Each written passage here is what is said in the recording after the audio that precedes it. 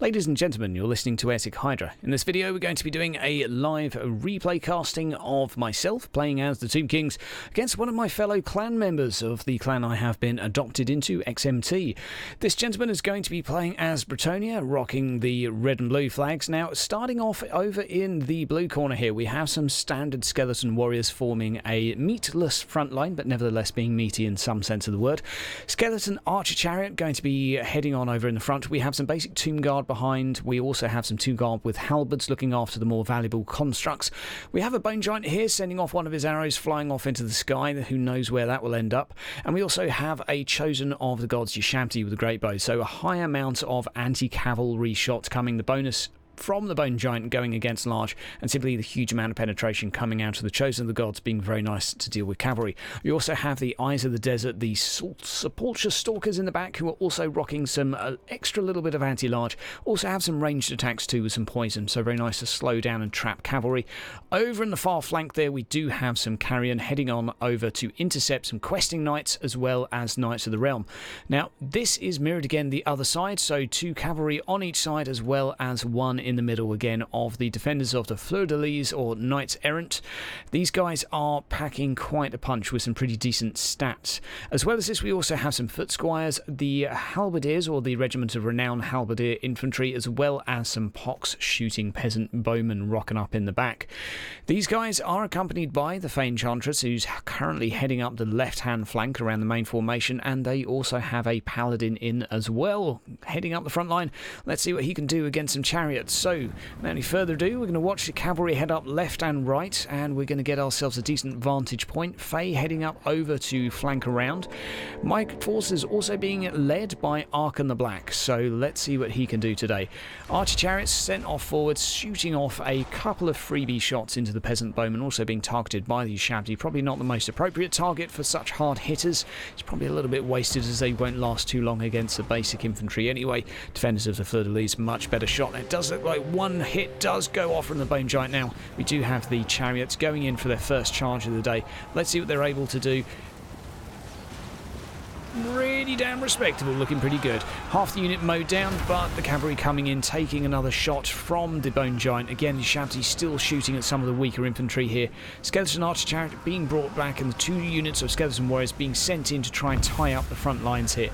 Now, chariots are being brought back as more shots go flying into the defenders. Cavalry starting to envelope the undead at this point. We get a little bit more of a general overview. This is looking like a pretty dangerous pincer maneuver. Carrion currently sitting there watching, just sort of eyes in the sky, seeing what's happening.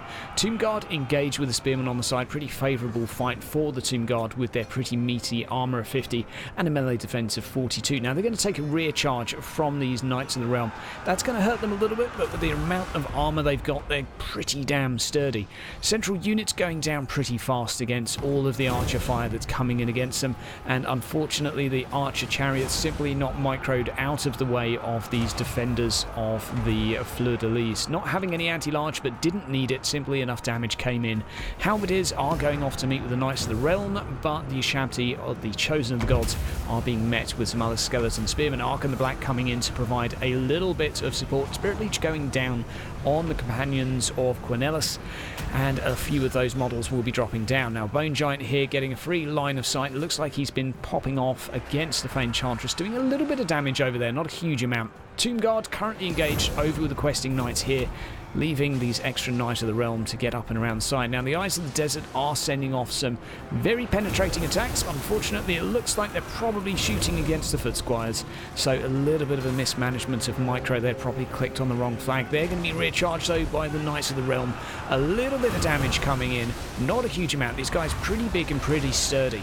Now, these guys also are rocking anti-large within melee, large amount of penetrating attack as well. However, they're facing off against Knights of the Realm that also have a whopping charge bonus, but not only that, they also have some pretty decent stats themselves.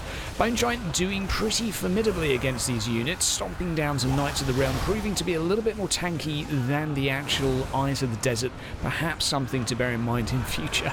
And over here we have the Ushabti still tied up in combat with the Paladin. Now meanwhile, the Carrion have come in to provide a little bit of harassment against the archers. Summoned unit of Ushabti have taken down and chased off a few of the peasant mobs over here, so the back lines are looking a little bit chaotic for Bretonnia. their leadership is pretty damn poor, so they'll be running away. Fey Enchantress moving back to go provide some rallying support. Tomb Guards on the left now get to fight another squad of men-at-arms and take down another. Now, not a lot of infantry supporting this area right now. The Knights themselves and the Bone Giant are being kind of left to their own devices, although we do have Arkhan coming in to provide a nice physical resistance aura to everything within this circle. That's 50% extra physical resist, so a modest amount of extra protection for some of these pretty tanky units.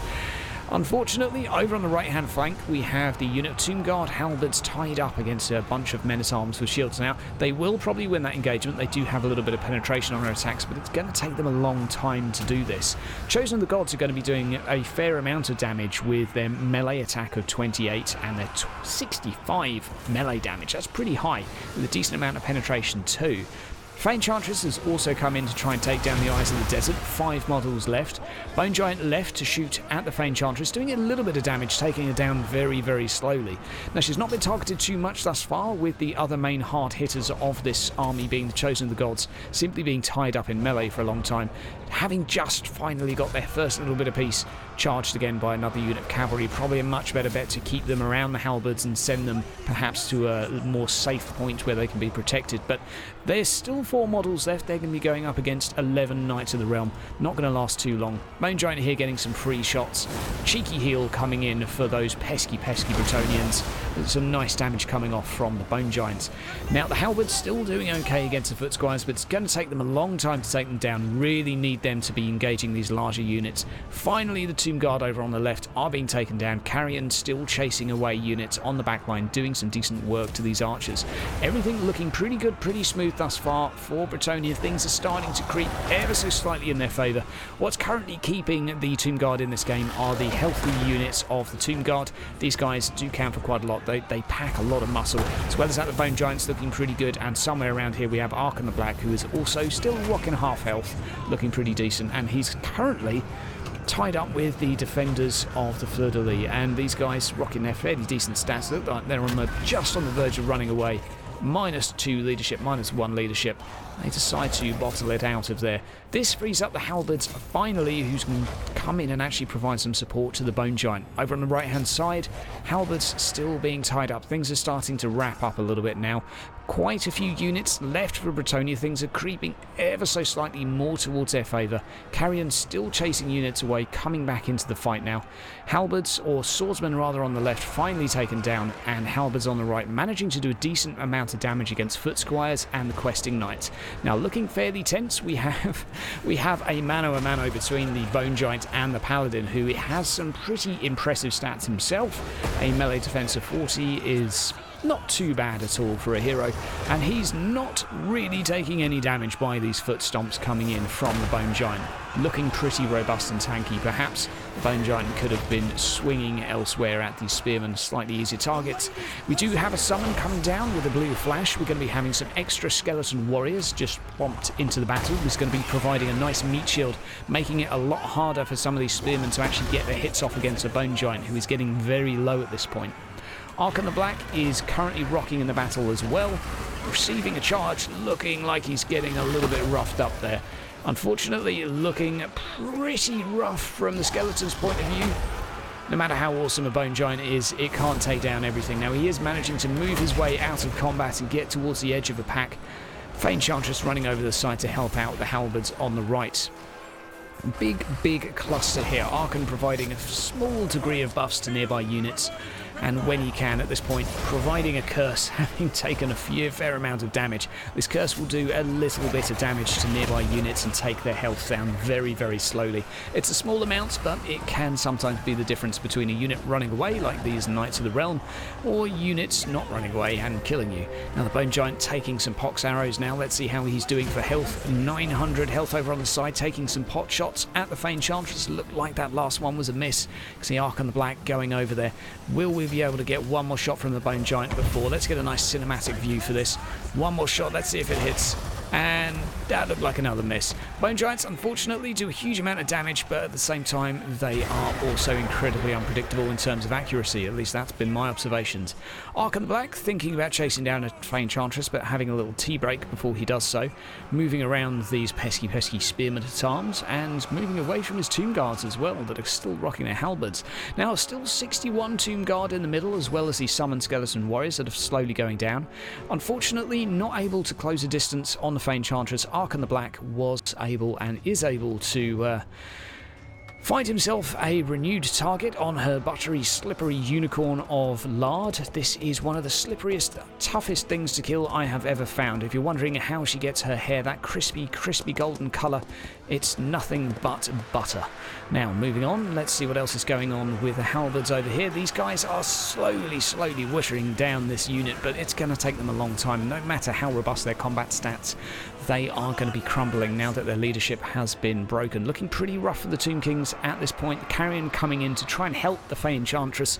Not able to fend off all of the archers. You can still see a fair few of them there taking some shots. And let's see if we're able to summon some skeletons. We're going to fast forward a little bit now and see what Arkhan the Black is able to do. Another unit of skeleton warriors coming in. These may be able to bolster the ranks a little bit, might be able to do a little bit of harm. The Fey Enchantress does go down, sending a few units off scurrying, deciding they've had enough for today without the lovely lady. Their willingness to fight has just gone down the toilet.